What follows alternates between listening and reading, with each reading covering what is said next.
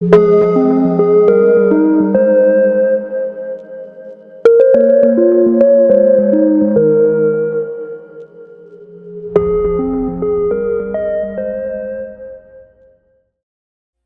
1. You will hear a conversation about travel. First, you have some time to look at questions 1 to 4.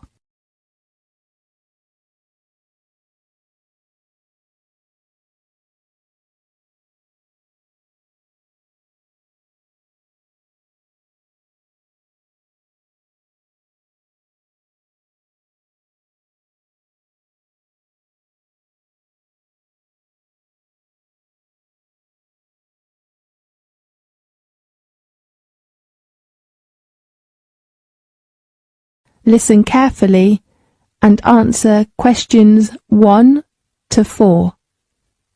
Good afternoon. The Australia Travel Agency. How can I help you? Good afternoon. I'd like to know some information about trips to different resorts. Okay. Can you tell me some of your details first? Of course. What's your occupation? I'm a first-year student. Are you an Australian? No, I'm from New York. So you are American. Yes. What's your full name? My name is Ariel Lee. Tell me your contact number, please. It is 462-83095. And my address? No, we just need your contact number. Okay. Can you introduce me some attractions? Obviously it varies, but always places of famous main resorts, such as Sydney, Melbourne, or some places like that. Just tour resorts? I mean, does that include other activities? Yes. Besides main resorts, we will arrange for you to enjoy some local refreshments and some special activities. So, how much does it cost? Usually it varies between $20 and $35 per head, depending on the place. And what is the departure date and time? It depends on various tours, but try to keep the departure time fixed. When? 7 o'clock in the morning. And how about the transport? We have a minibus or coach, depending on the number of tourists. May I need a reservation? Yes, you know summer holidays are coming, so I suggest that tourists reserve a seat in advance. Is there a discount for that? I'm sorry, we do not have any discounts during peak season.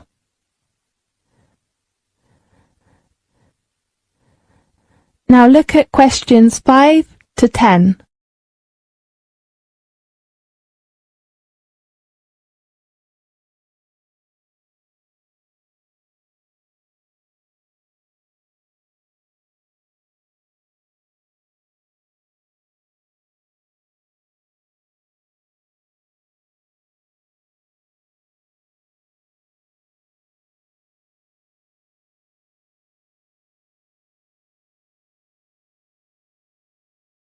Now listen carefully and answer questions 5 to 10.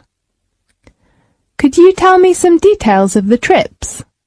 Yes, the first place is Sydney. That's on the 12th of January. We'll have 25 people in a minibus. Fine. Going to which attraction? We will visit one of the most famous theatres in the world. The Sydney Opera House. Right. You can appreciate and watch an opera there. Really? What's the name of the opera? I'm not sure. Let me check the house's arrangements. And then you can visit the National Museum to know about the history and customs of Australia. Great. In the evening you can enjoy some local snacks if you like. Fine. We're going to the Blue Mountains on the 25th of January. Blue Mountains? Is it a blue mountain? The mountain got its name for blue fog. It is usually covered by a blue fog. That's so interesting. Yes, It is a popular place for young men, because they are so cool, and you can enjoy lots of sports there, such as rock climbing, bushwalking, and bird watching. How many people will go there together? You will take a coach that has about 30 seats. Fine. And the next place is Melbourne, on the 10th of February, with about 20 people in a minibus. What's the resort? You could appreciate the famous Melbourne Church, and maybe you might have a chance to attend a local exhibition, if they hold it as usual. Fine. Do you have some tours to the beach? Yes. One of the most famous coral reefs in the world is the Great Barrier Reef, and we have arranged that on the 23rd of February. I'm looking forward to visiting there. Yes, many people like there. There are some interesting water sports, such as diving, swimming in the water, or just taking a photo of coral. Great. I guess there will be many people. Yes, but our coach is only for 30 people altogether. That's so great. Can you book a seat for me now? Yes, and I will confirm your reference number later by telephone, okay? Right. Thank you very much. You're welcome. I hope you enjoy the trip. That is the end of part 1. You now have half a minute to check your answers.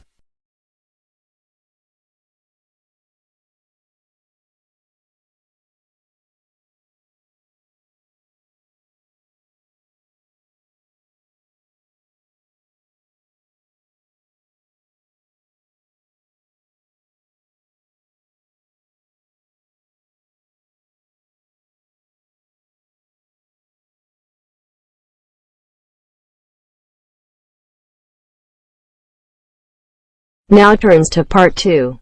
Part 2. You will hear a conversation in a bank. First, you have some time to look at questions 11 to 15.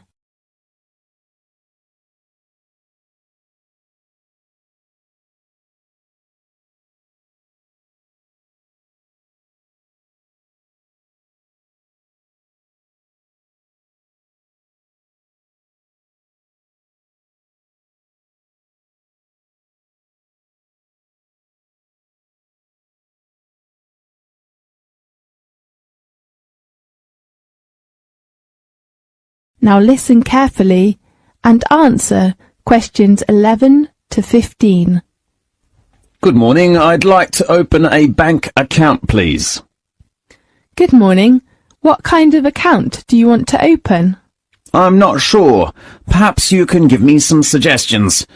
I only want to deposit money in the bank and pay all kinds of bills easily. Fine. I've got the application form here. First of all, can I have your full name, please? Richard Lee. Fine, Richard. What's your occupation? I'm studying a doctor's degree now, although I was a dentist before coming here. Well, so you are a student. What kind of account can you suggest for me? How about a deposit account? What's the difference between that and a current account? There are many differences, such as the interest rate, overdraft and service, and so on. Fine, I will take your recommendation. OK, let's talk about the main two account cards of the deposit account. Fine. One card is called the Solo card, and the other one is named MasterCard. Which one is better for me? Let me introduce you to some differences of the two cards. Okay. The first one is annual interest rate. Which one is higher? Of course, it is the MasterCard. At present, its rate is 5.5%, but the Solo card is only 2.5%. Now look at questions 16 to 20.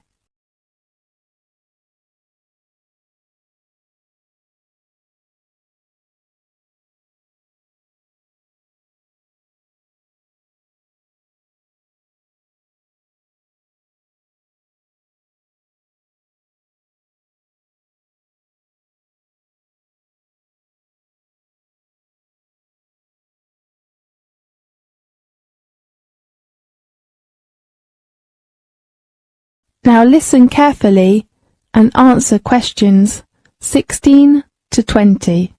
How about the other differences? The service supplied with the two cards. Could you speak specifically?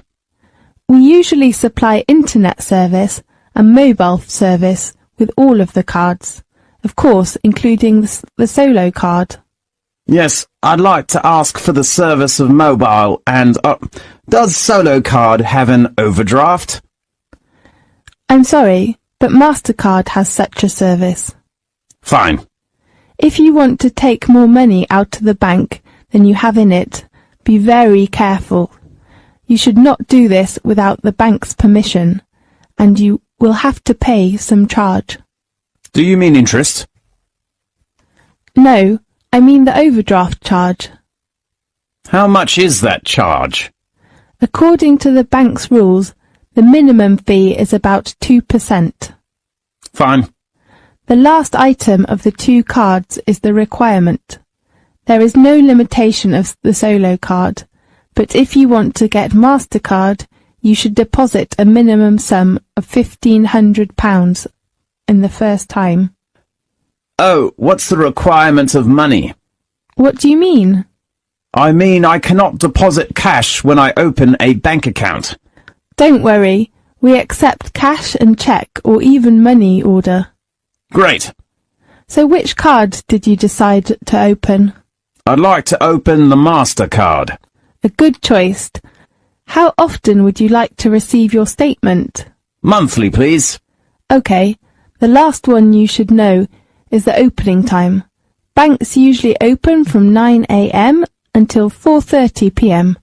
from Monday to Friday, but most branches open until 3:30 p.m. on Saturdays. OK, I see. Thank you very much. You're welcome. That is the end of part 2. You now have half a minute to check your answers.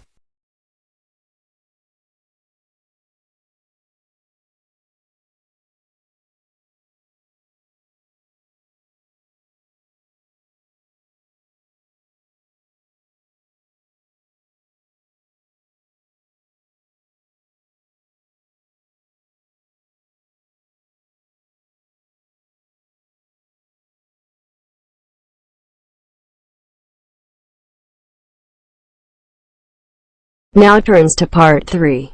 Part 3. You will hear a conversation between a student and her tutor about the assignment. First, you have some time to look at questions.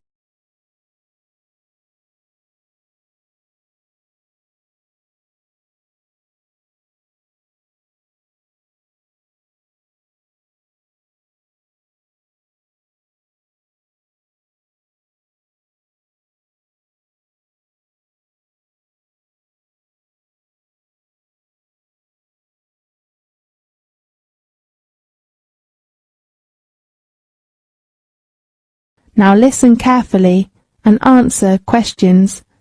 Good morning. Oh, it's just hit 12. Good morning, Miss Potter. May I come in? Oh, Jerry, of course. Come in and take a seat, please. Thank you. Well, how about your assignment? Do you mean my paper? Yes. I still think about the draft, but I hope you can give me some help and suggestions. Of course. How long will it take you to finish your draft? I'm not sure. Maybe 3 days? My advice is that you should spend a lot of time on your draft. As you know, a good beginning is very important for a paper. A good draft can help you outline your paper and even benefit your argument. OK, I will try my best to write up my work. Miss Potter, how many parts are in the paper? Generally speaking, there are 4 parts and references. So there are 5 parts. Right. Contents, introduction, main body. And conclusion? Yes, and a bibliography. So how about the word limitation of my paper? According to the requirements, you have to write at least 3,000 words, and not over 5,000. OK, 3 to 5,000. Right. How about your research? I haven't begun to do the research. Why? Because I'm not sure about the research method. I cannot decide to use which one now. I remember I suggested you to use the method of interview. Yes, but I think maybe questionnaire is better for my work. Really? Tell me your reason. I have to spend some time of the day on a part-time job, so I think maybe a questionnaire is a good way to collect the data that I need. Fine. Oh, do you search resources or data from the internet? Yes, I think it's a good way to collect data, and as you know, it can help save lots of time. Jerry, in fact, many students do most of their research on the internet. You might think that it is an easier way to get resources, but most data are from highly unreliable resources, so be critical. Okay, I will pay attention to that. Now look at questions 24 to 30.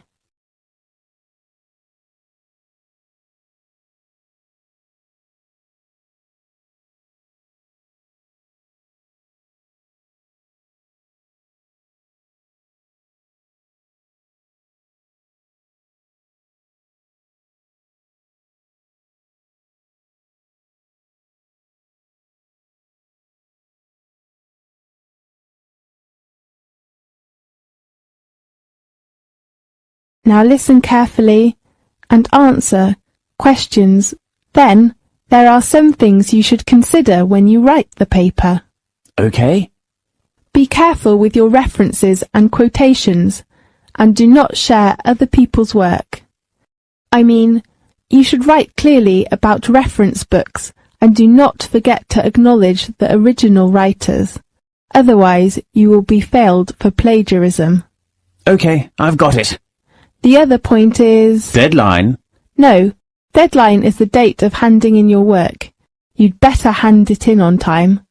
But if you have a reasonable excuse, you can ask for an extension. Fine. Sorry to interrupt you. That's okay. The other point you should pay attention to is your research data. Okay, I will write them clearly. Oh, Miss Potter, could you recommend to me some good reference books about the topic of my paper? Fine. Let's check the reference book list. The first one is Drake Wister's book. Right, what's the title? Global Economy. Is it the one published by the Cambridge University Press? Right. And I think Victoria Smith's book is a good choice. What's that title? The Strategy of Marketing. And which publisher? London Press. Fine, and how about others? The book called The Economics Tendency is a good one for your paper. Really? And the writer and the publisher? The writer is Hilary Justice, and the publisher is Oxford University Press. Can I borrow it from the library? Of course. Great.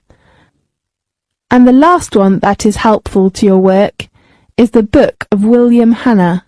How do you spell the surname? Hanna. Okay, and the title of this book? Business Management, published by Cambridge University Press. Okay. But you cannot borrow the book from the library. Why? Because it belongs to the closed reserve. You have to read it in the library. Okay, thank you very much. You're welcome. That is the end of part 3. You now have half a minute to check your answers.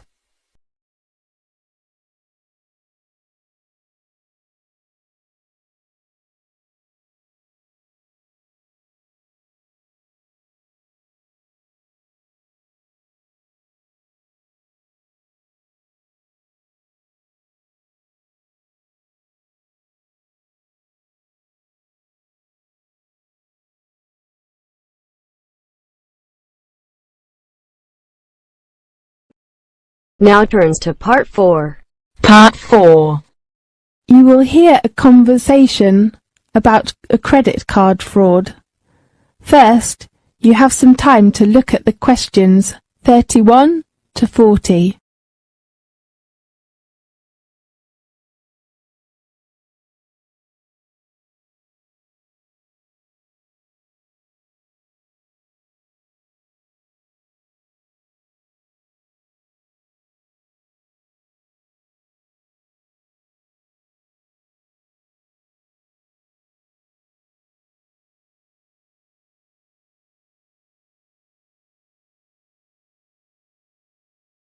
Now listen carefully and answer questions 31 to 40. Hello. In today's programme, we have invited Ken Farrow, Head of Financial Crime at Lloyds TSB, to introduce some information about credit card fraud. Welcome, Farrow. Thanks, Catherine. Has a chip and pin given new chances for thieves to steal the details of our credit cards? Maybe. In the past, there has been typically 50,000 or 60,000 ATMs in the UK where people's PIN could be collected, and now there's hundreds of thousands of points of sales terminals. It's a fraud where criminals capture details and then make a magnetic stripe card copy. How easy is it to do this? One way is to modify a terminal, so that's what's happening often in the past with cash machines. The same can be done for chip and pin terminals. The other way is to replace it with an entire counterfeit. There have been incidences in America and in Europe with entire fake ATMs being set up. The last way is to set up a concealed camera and have somebody using sleight of hand to swipe your card through another machine so that you don't even need to modify the main machine. If someone decided to set up a little device to modify one of these handheld pin pads, how easy would that be to do? Usually it wouldn't be technically too hard. You just need about £100 to prepare for some equipment and raw parts. But it would take some engineering time and effort. The terminals themselves have a function of tamper resistance. If you try to open the casing, the machines will shut down and make them inoperative. But there's only so much they can do against a persistent attacker, compared with an ATM. Well, once a card is copied and the PIN is obtained, crooks can make a fake card and use the PIN to withdraw money. Do all cash machines accept these cards in the UK? Cash machines in the UK may not accept these cards, but many machines abroad will. Why? It depends on our radar. We can obviously know what they are doing while criminals can't break the chip at the moment. So what they're doing is to use the old method to skim the magnetic strips on the cards. However, they've realized that they cannot succeed in the UK, so they go on to the continent and to other countries in the Far East and use them where ATMs are not secured for chip use. Right. So they can take the old-style card and use it abroad and get the cash out more easily. That's right. There is a magnetic strip attached to the card for customers who are travelling. So what are you doing about this increase of use in foreign cash machines of cards that have been stolen here? What we're doing is to gradually extend our security blanket. That means we will monitor the card usage, whether it's in the UK or abroad. If we feel there's something wrong, we will contact and confirm with the customer. We're up against organised crime, and organised crime is trying to get one step ahead of us, and we're trying to keep one step ahead of them. Yes. How does security work in UK machines? Because sometimes fake cards will work there as well, won't they? When a bank is looking at its arrangements, it has to balance up convenience to customers with security. Yes. So what are you doing to make things more secure? I think the chip and the PIN situation has really improved. And if you look at the figures, in fact, hard fraud has dropped by 24% over the last period. I think you can say this program has done well. Yes, I can see the figures, but there has been a huge amount of coverage in the press this week. Some banks have stopped using PINs. Doesn't that decrease the public's trust in this new system? And some people even think the new system is designed for new fraud. I don't think so. I'm not going to comment on particular cases. What I would say is that usually the evidence of crime has always been with the old technology, not with the new. So new technology seems to be working well. That's right. Okay, thanks for your professional introduction. See you next time. See you. That is the end of part 4. You now have half a minute to check your answers.